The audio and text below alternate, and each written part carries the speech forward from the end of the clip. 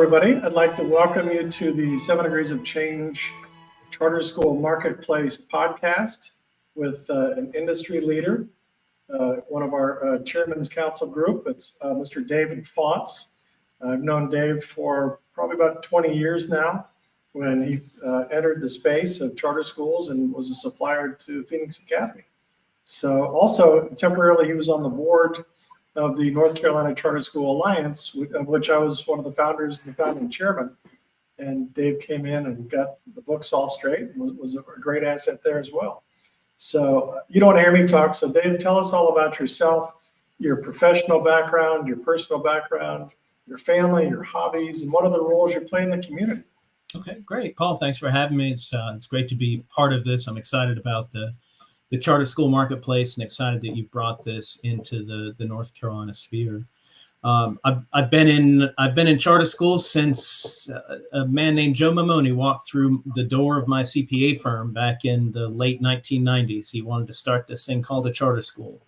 And I was fascinated by it. And I began working with him and his wife in a small local group to open a school called Thomas Jefferson Classical Academy way out here in the hinterlands of North Carolina.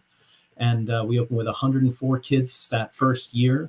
And Thomas Jefferson has grown into, I think 1,400 or 1,600 children since then. It's been a successful school. I actually sold my firm. I was so interested and so invested and so taken by the charter school movement that I sold my firm and went to work for the school.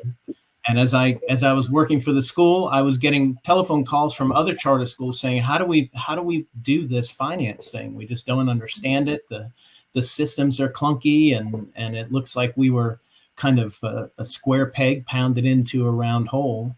And that's how I remember the first time seeing the charter school budgets coming from the private sector and saying, "Oh, I'm sorry, what does this mean? It's not right. It's not normal." That's right. We used to have a system called ISIS that we did the finances on. And I like to joke that there's a terrorist group out there and they saw what ISIS was doing to charter schools and they said, that's a kind of havoc we want to wreak on the community. So they adopted the name from there. But fortunately, ISIS has evolved into a somewhat friendlier platform, but there's certainly strides to go yet.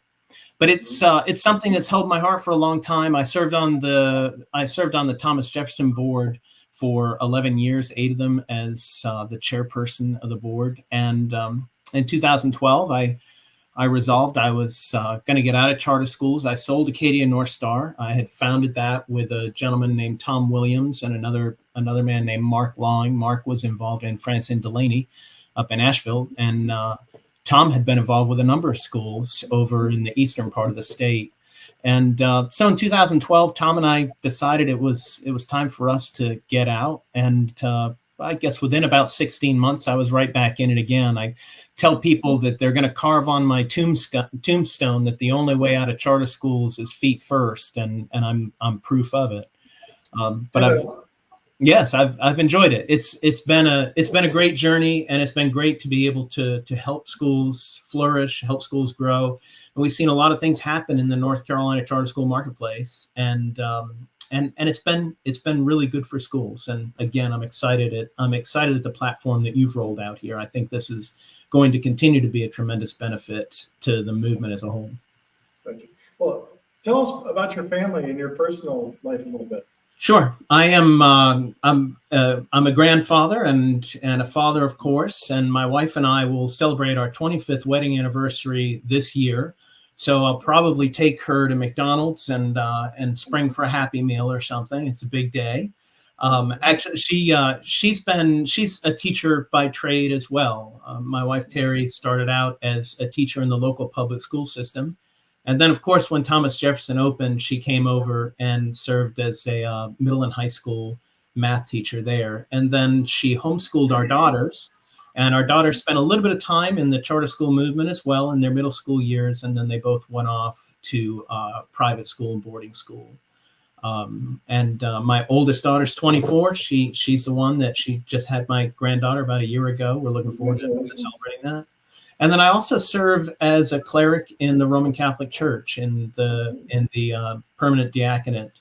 And I was ordained about 5 years ago after 7 years of formation and Notre Dame education and whatnot. Nice. Well, that's wonderful. So you're a busy man, is what you're saying. I do try to stay busy, but the key is to surround myself with good people, and I've managed to do that both on the professional level, but also on the personal level. I have a wonderful, supportive family around me. I certainly couldn't serve in both ministry and business if it weren't for them and the level of support that they provide me. So now, what is your company name now, and what are the services does it perform? And give us some background on that, if you would, please. So our firm is Prestige School Solutions. We have been serving the southeastern U.S., South Carolina, Georgia, primarily since 2014. And then about 2 years ago, we came back into the North Carolina charter school arena and started working with schools again in North Carolina after being away for 10 years. And we were approached back in the late summer by the folks at Acadia. I think they were ready to kind of move on to bigger and better things. And so we kind of came in and adopted them in the fall and have rolled everything that Acadia is doing into what Prestige does. Still, of course, maintaining that Acadia label in the North Carolina market. And Acadia really started off as a back office firm. We handled payroll and general ledger and funding and those types of things. And as the charter school market has grown, our service base has grown as well. We do a lot of consultancy as it relates to bonds, to public financing. We are assisting schools with growth plans and facilities plans and investment decisions and those types of things. So charter schools have become considerably more sophisticated than they were back when I started working with them in the late 90s. And Paul, I know when you started working with them at the same time. And with that growth and sophistication has become a need for expertise in areas that go well beyond generating payroll and accounts payable and monthly financial reports to schools. Well, and I know when at Phoenix and we did our bond issue, I did everything. Yeah. It was, not many people have the capability in the marketplace as it were to perform those functions. Having a finance background and business, I was able to put it all together. But most schools don't have that kind of bench. Yeah. So it's good that you're performing that service for people. How many schools do you serve in North Carolina in particular, and at what levels of service are they generally? Just the accounting and bond. What kind of mix be? In North Carolina, I think we're serving around between 85 and 90 schools in North Carolina. We serve just under 200 schools throughout the southeastern U.S. Our footprint is North Carolina, South Carolina, Georgia, Tennessee, and Alabama. And but North Carolina is certainly a large piece of what we do. And as far as the service mix goes, it kind of spans the entire spectrum. There are a lot of schools, as you know, in North Carolina that have bonds that have been issued, and so continuing disclosure remains an ongoing task. And those quarterly reports are expected by bondholders to be on time and accurate and contain information that reaffirms them that they've made a good investment. And then, of course, we continue to work within those core services. We do take a very modern approach to the accounting and reporting. Our client-facing systems, while we certainly maintain all the required compliance that you have to maintain and report back in CDPI, our client-facing systems are actually they're modern systems that large national nonprofits use, that businesses use, et cetera, and they're able to provide that real-time data. And in an industry now that has become so sophisticated, decision-making really can no longer wait a month and a half or even a month for last month's financials to materialize. Folks want to see the information now because the decision-making cadence has become much faster. And we see it every day in what we do. We go online. I can't remember we had someone here the other day that asked us to write a check for them. I couldn't even find my checkbook. I don't know how long it's been since I've written a check. Yes. We pay everything electronically. We go online and download invoices. We do all of those things. Why, if we do that in our personal life, if we use online banking and we pay bills electronically, and we can have instant access to our retirement balances and our payroll information, why, if we're running 8 and 10 and 15 and $20 million essentially businesses or enterprises, why would we not expect the same in that arena? And so that's where Prestige is unique, that we have brought the power of modern systems into what for a long time in North Carolina has been a somewhat antiquated environment. Very much so. So you do payroll management systems as well, and retirement, the deductions and all the management of the retirement systems as well. That's correct. So we do certainly the payroll side, and we have a human resources component of the company too, where we provide consultancy in most aspects of human resources, even down to picking the best retirement plans, the lowest cost, highest return plans that are out there, and then dealing with, again, just the myriad of employment-related compliance that has come about, especially since the ACA emerged 6 or 8 years ago. Wait a minute, charter schools don't have any regulations yet to follow, I thought, right? Yeah, so that's what we're told. But we always seem to be getting that email that says this is due now, this is due tomorrow, and this is due the day after tomorrow. And by the way, come see us the day after that. We'll give you something else to send to us. And if you don't comply with those rules, then you'll figure out very quickly you should have. Yes, and I do want to stress, as charter schools, we're welcome not to comply with any of that, as long as we don't need the funding. So that's what we'd have to give up in the end. So sometimes you have to pay to play and go along to get along. But it's good to have advocates out there who are still reminding those legislators, reminding those regulators. We were built to be different. We were built to be market-driven schools in the education ecosystem. Well, and that's during my tenure on the Charter School Advisory Board, you would see these very well-meaning people come forward.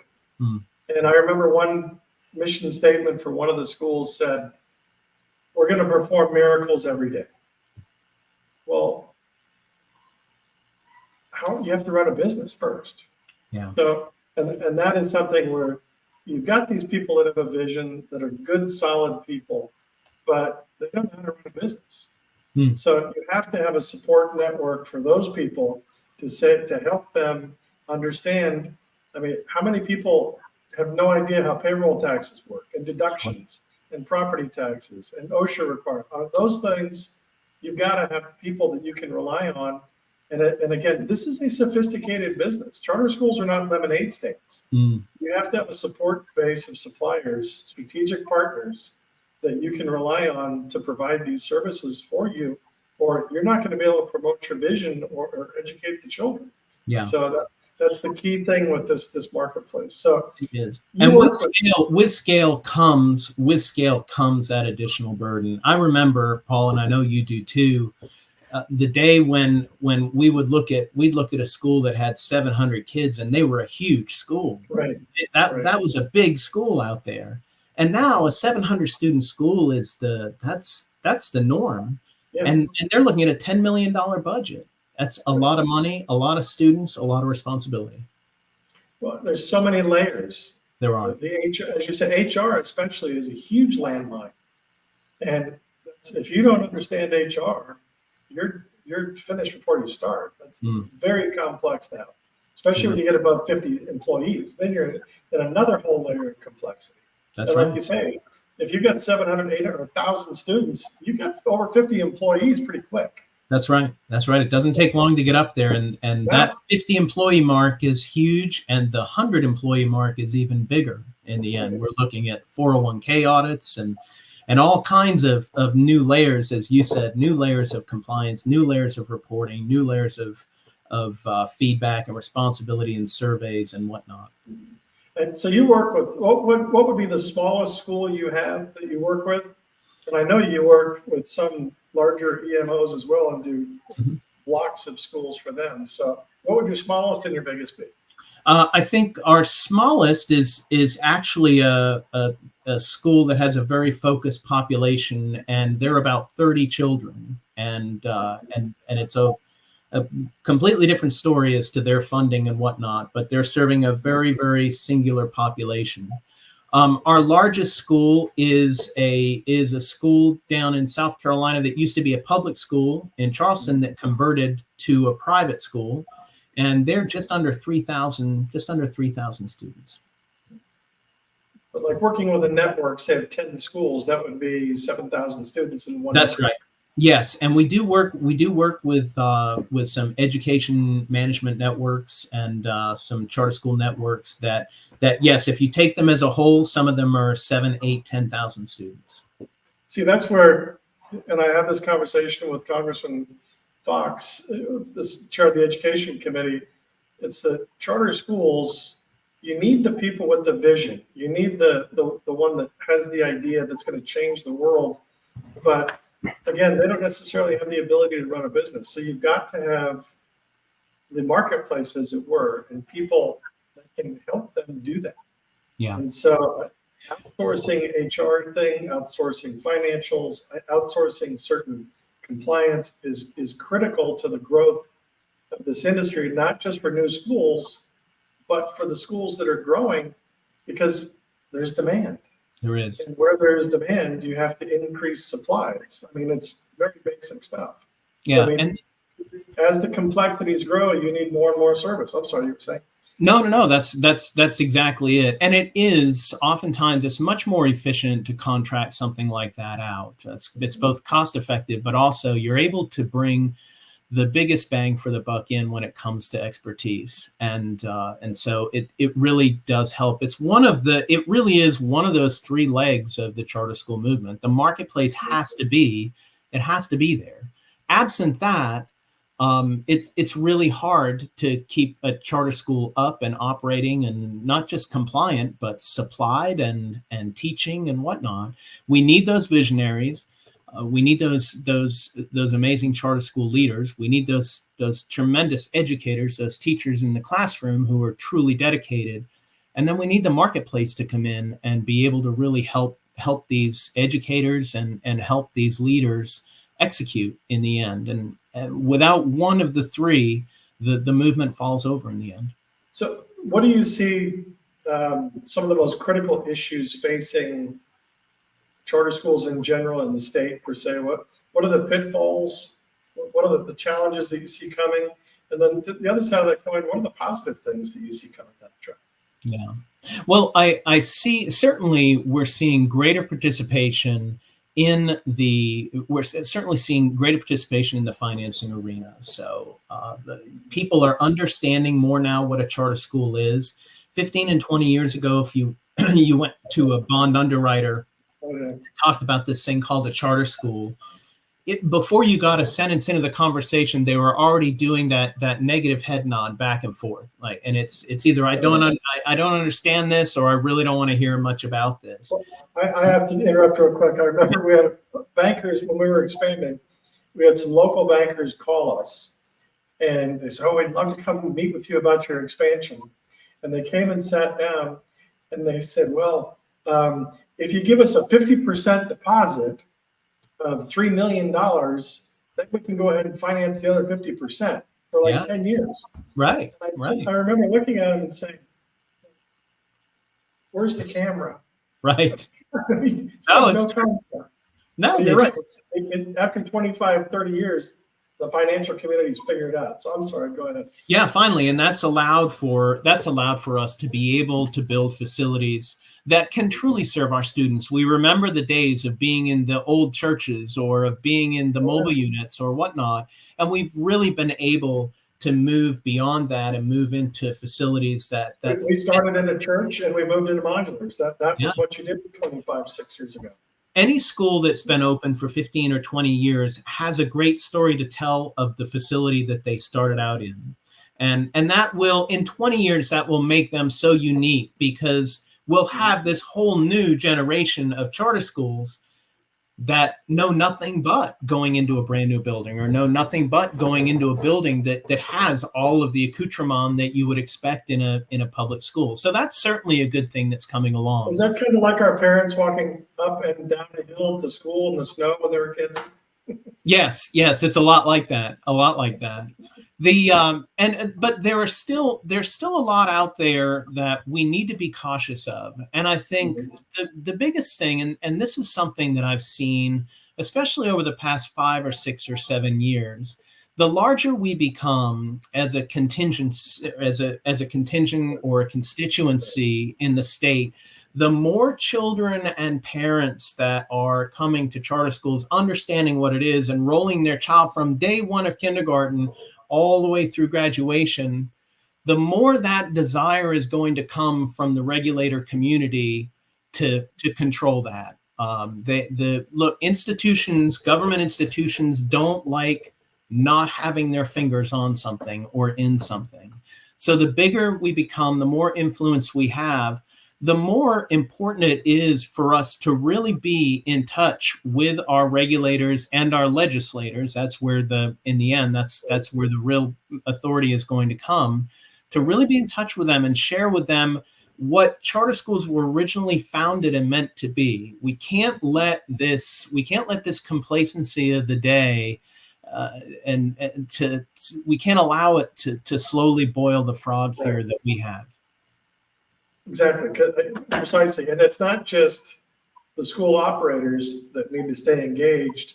And this is something we've been talking about for a very long time.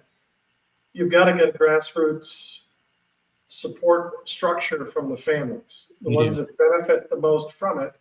And then what we're trying to do with the marketplace is the businesses that get their revenue from these schools need to understand that it's not a permanent gravy train. You need to support your customers and understand how they get their funding and be a part of that process to ensure that it continues.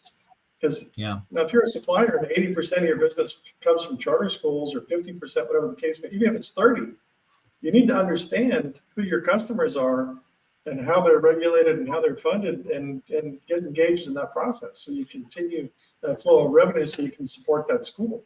I agree, and you better have a lobbying budget on top of that. And remember that the charters can't actively go out and lobby, so it's important that we have that lobbying arm. And every vendor in the marketplace should be investing in the lobbying efforts that are pro charter lobbying efforts, and there are a number of avenues to do that. But we have to recognize that's an important investment for those of us who are serving schools at that level, at that market level. Well, and at the summit that we're having in July, we are very happy that you're part of that program. It's mainly for the schools to meet the suppliers and vice versa, but we will have elected officials here as well, so that they get to meet not only the school leaders, which they have other avenues to do to do that, but also that the business people get to meet the legislators that are impacting their customer base. So that there's an environment for them to participate and to meet with one another in a positive environment, and network and pass out cards and get to know who people are.